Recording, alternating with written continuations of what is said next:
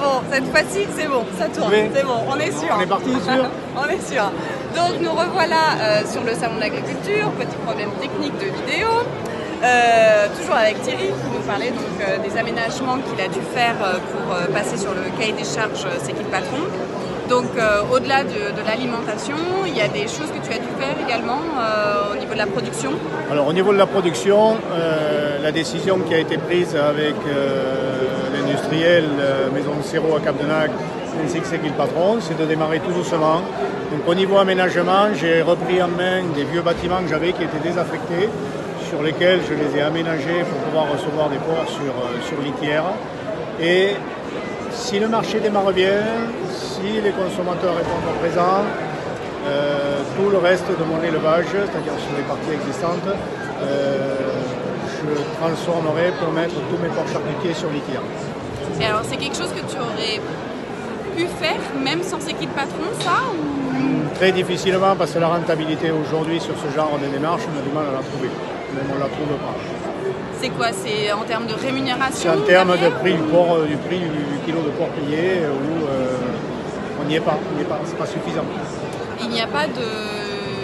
Alors je suis désolée, moi je ne m'y connais pas très bien en termes de rémunération du porc. C'est quoi? C'est qu'il y a un cours qui est fixe, alors, peu importe la méthode de production. Quasiment toutes les démarches existantes aujourd'hui sont basées sur le marché au porc du Cabran, avec une légère plus-value suivant les démarches, si on est un label ou autre. Mais sur cette démarche-là, avec les surcoûts qu'il va y avoir, soit le surcoût de laitière, mais soit le surcoût de main-d'œuvre que je ne suis pas capable aujourd'hui encore d'appréhender précisément, si on devait être connecté au marché au Cabran, c'est pas la peine, je ne serais pas rentré dans ce débat.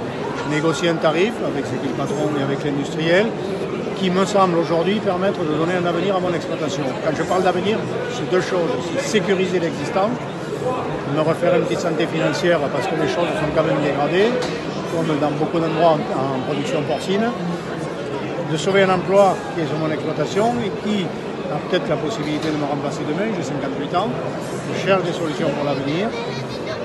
Mais de toute façon, il faudra deux personnes. Ou ça sera d'aller chercher quelqu'un pour me remplacer en tant que chef d'exploitation. Ok, d'accord. Donc là, nous, notre défi, c'est de faire en sorte que ça marche et qu'on puisse revenir te voir dans quelques mois. Donc on a bien compris, ça devrait sortir normalement. Normalement, les saucisses devraient sortir pour l'été, pour pouvoir faire les premiers barbecues avec des bonnes saucisses, avec une bonne production, un bon élevage. Et donc nous, notre rendez-vous après, c'est après l'été. On se fait un bilan.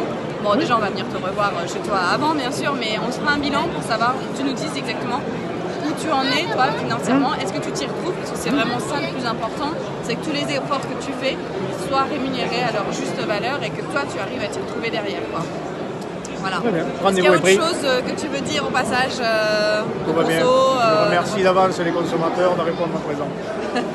Et ben voilà, c'était la première vidéo avec Thierry, donc éleveur de porc et qui va travailler avec C'est qui le patron sur les saucisses. Allez, à bientôt. Merci.